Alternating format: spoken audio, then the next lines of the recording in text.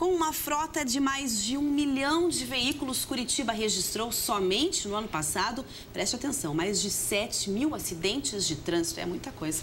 Como conscientizar as pessoas a dirigir com mais responsabilidade? Esse é o tema do Com a Palavra de hoje. Participe do programa mandando seu comentário, a sua dúvida aqui pra gente pelo 0800 643 7555 ou então pelo nosso e-mail com a palavra @rtve.pr.gov.br. Anote aí. Bom, Fabiano, mecânico de Curitiba, já escreveu pra gente. Ele disse o seguinte: acho que a educação no trânsito deve ser incentivada desde crianças. Acho que ele quis dizer que as crianças é que devem ter, de fato, essa educação no trânsito. Acho que assim as coisas podem melhorar. Os adultos já estão cheios de vícios, mas as crianças podem ser educadas também neste sentido. Vocês concordam que mudar um adulto é mais complicado do que um novo motorista, um motorista experiente, tem seus vícios mesmo? Eu acho que as crianças, elas são um fator bastante importante na educação dos adultos. A gente tem um projeto de policial mirim, né? Uma multa de trânsito, uma mini multa, em que as crianças, depois de receber uma instrução, fiscalizam os pais e aplicam as multas. O avanço de sinal me dá 10 chicletes de bola. Tem uma cartelinha de multa. Uma cartelinha, ele vai preenchendo para o pai, ou para a mãe, ou para o tio, ou para a pessoa que está conduzindo, e ele fornece ali, ó, você avançou o sinal, ou parou em cima da faixa, a infração é me dar um doce. Então é importante, elas acabam fiscalizando mais o adulto e o adulto fica naquela defensiva, é verdade, eu errei, mas ele só admite nessa situação. Para um filho que vai puxar a orelha dele em função de ter aprendido essa então se inverte os papéis, na verdade. É que, na verdade, eu acho que se perdeu com a tecnologia que hoje está a serviço do trânsito. Nós temos um monte de radares fotográficos, né, lambadas eletrônicas, e uma série de aparatos que ajudam, são muito úteis. Mas isso tirou um pouco o contato humano do usuário do trânsito com a autoridade de trânsito.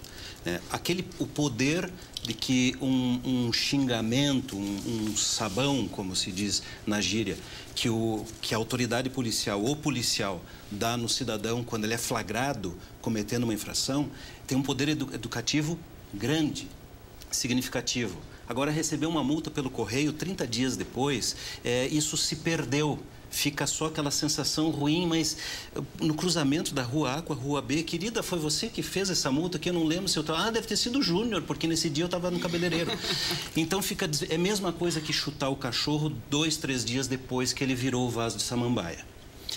Então, nesse momento em que estamos vivendo, em que falta esse contato humano para a educação que vem junto com a repressão, que é super importante, se torna ainda mais importante e útil as crianças fazerem isso. Porque muito mais do que um sabão que o infrator levou do guarda, é a puxada de orelha que ele recebe do filho, do sobrinho, do neto, do afilhado.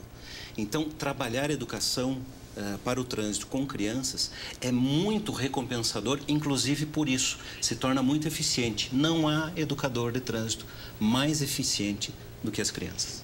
Um outro comentário aqui nesse sentido é do Rubem, é advogado de Pouso Alegre, em Minas Gerais. Ele diz o seguinte: acho que o problema do trânsito só será resolvido quando os governos federal, estaduais e municipais de todo o país se conscientizarem de que as crianças é que precisam ser educadas para que nós possamos ter um trânsito melhor e menos violento. Adriana. Eu penso que a educação, ela tem que ter ações diferenciadas para as clientelas diferenciadas. Com certeza. Né? O Celso da comunicação entende muito melhor disso do que eu.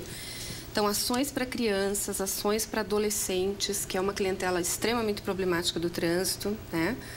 E ações para adultos. A gente não pode desistir dos adultos, porque é o grande contingente que está aí dirigindo, né? Então, eu penso que um bom programa de educação de trânsito, ele tem que atingir todas as idades e estar, eu sempre falo isso, pulverizado, né? Em todos os locais, em todas as situações, não só ser um campo dos especialistas ou dos profissionais que trabalham com trânsito, mas das igrejas, dos sindicatos, das empresas, né? Se importar com essa situação. E a educação se faz em qualquer lugar, né? E é um problema muito sério, se me permite ainda um comentário adicional. No Brasil, isso é uma crítica que eu faço generalizada para todos os órgãos, todas as autoridades de trânsito. Nós cometemos o gravíssimo erro de confundir campanha com programa. Nós precisamos de programas de educação. As campanhas são ferramentas extremamente eficientes, úteis, que devem estar a serviço dos programas. Se não, sabe o que acontece, Rafaela? Você só vai lembrar de calibrar os pneus se tiver uma blitz educativa, vem uma mocinha, um mocinho e lembra, puxa, dona Rafaela, o seu pneu está descalibrado. Se no próximo feriadão, quando a Rafaela estiver indo passar o fim de semana na praia, não tiver outra pessoa para lembrar de novo, vai ficar no esquecimento. Educação é algo que vai fazer a Rafaela mudar a sua percepção do risco de andar com o pneu descalibrado. Ela nunca mais vai conseguir subir no seu carro e sair para uma viagem ou para um deslocamento qualquer sem calibrar os pneus. Ela se educou. E notem bem, não é força de expressão, eu trabalho com educação de trânsito há 12 anos. Ela se educou, é a única forma. As pessoas têm que aprender por si só segurança no trânsito. Ensinar não é fácil. É isso que eu ia perguntar. Vocês veem a educação, a questão da informação, da conscientização, desse trabalho disseminado, né, em vários segmentos, como a única saída para resolver essa situação, esse pepino que virou trânsito hoje. Vocês acham que esse é o caminho? Eu acho que... Pode falar. Desculpe. Acho que se não houver uma fiscalização também não adianta. Forte, presente e a certeza de uma punição para aquele que faz o que não devia no trânsito, só a educação não vai resolver. É a minha opinião. Eu acho que assim, tem que começar nas famílias, né? Que é mesmo quem está assistindo a gente agora. Parece que é uma coisa distante, eles estão falando de trânsito, estão falando das outras pessoas. Então, se você conversar com quem fala o trânsito é caótico, sempre é o outro que está causando problema no trânsito, nunca é a gente, né? Então, assim, as pessoas que estão assistindo também, fazer parte disso, se a gente melhorar na nossa família, que é, olha, você chega em casa bem porque você é importante para mim, eu me importo com você, já é uma demonstração desse amor pela pessoa, de se importar com a pessoa. E assim a gente vai melhorando na família, na comunidade e também o rigor na lei, eu acho que ajudaria bastante. Porque o adulto, assim, ele muda comportamento, a gente acredita nisso. Mas se ficar uma coisa muito solta, que horas tem, horas não tem, logo ele também não leva muito a sério, né? A questão da mudança, da tolerância com o álcool no volante é um exemplo como é possível mudar o comportamento. Há essa questão da fiscalização intensa e até as estatísticas mostram redução de acidentes em todos os estados brasileiros. Para vocês, esse é um exemplo claro? O senhor acha, tenente, que esse é um exemplo de que a fiscalização apertada, mesmo uma lei dura, pode ajudar a reverter essa realidade? Na verdade, a lei, por si só, não vai fazer nada. O importante é a aplicação dela. A aplicação dela é bastante importante para que se corrijam as atitudes dos motoristas. O CTB, quando foi implementado, causou um grande furor em função da sua inovação, da sua rigidez. Depois de um certo tempo, as pessoas foram se acostumando, foram entendendo que, em função do tempo, as coisas eram mais tranquilas, as multas foram passando a ficar um pouco menos salgadas. Isso foi se tendo dentro do padrão de cada um. É importante a fiscalização. O BPTran ele atua na fiscalização essencialmente para coibir esse tipo de situação em todos os bairros da cidade, durante todos os dias da semana. Então, não é porque o motorista não faz a parte dele que o BPTran vai deixar de fazer a parte do BPTran. O BPTran fiscaliza e fiscaliza muitos condutores. A gente tem inúmeros casos de fiscalização, de prisão de pessoas em flagrante por estarem dirigindo embriagadas, por estarem cometendo crimes. Qual é a principal ocorrência, tenente? A nossa principal ocorrência em trânsito, assim, em blitz, são aqueles veículos que estão em mau estado de conservação. As pessoas ainda acreditam que é só o dinheiro da prestação do veículo que vai fazer a diferença para ele. Na verdade, são pneus, são o estado geral do veículo que influi diretamente na segurança, o sistema de suspensão.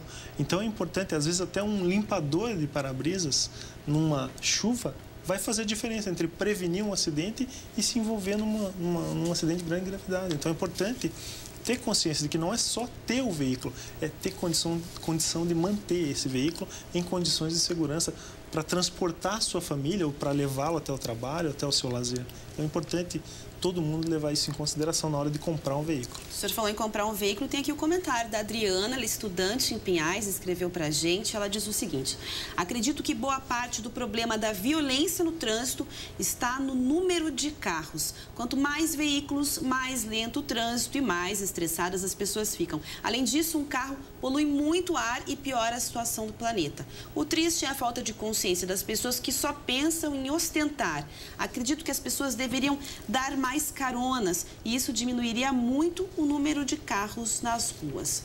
E aí também tem o e-mail da Vivian, que ela diz o seguinte: conheço alguém próximo que tem epilepsia, toma remédios e tudo mais.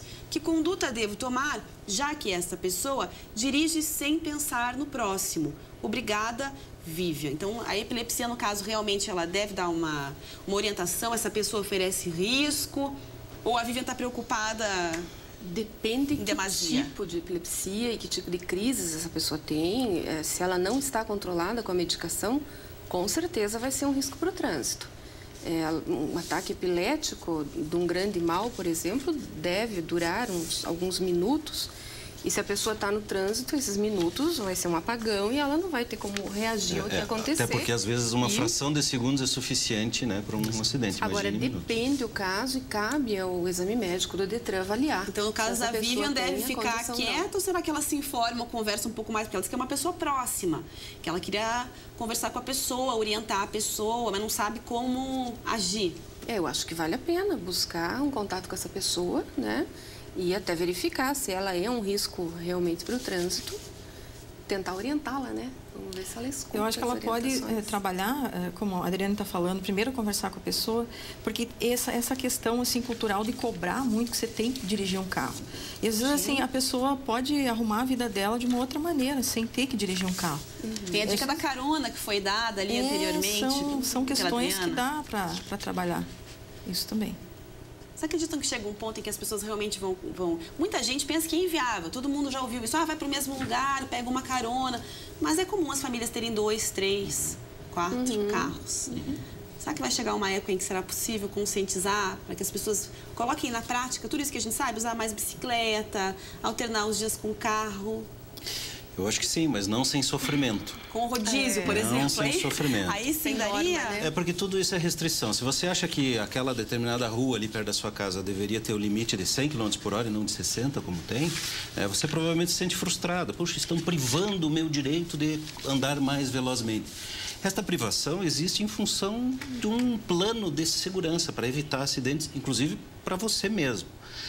Tem várias outras restrições, como o rodízio de placas de veículos em São Paulo, que é um incômodo, é um sofrimento, né? Você não tem o carro lá e não pode sair.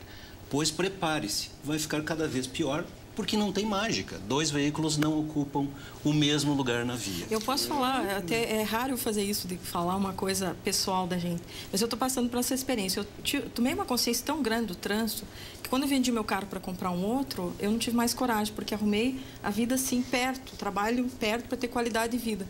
E você precisa ver a estranheza das pessoas quando você não tem um carro, né? Então, quando eu viajo, geralmente no interior, eu uso o carro dos familiares e tal. Mas assim, a garagem lá do meu prédio agora não ter um carro, causa estranheza nas pessoas, sabe? Você então, é diferente, né? Então tem toda essa cobrança. E ao mesmo tempo tem uma liberdade tão grande de você ir e vir a pé, se você consegue arrumar um pouco.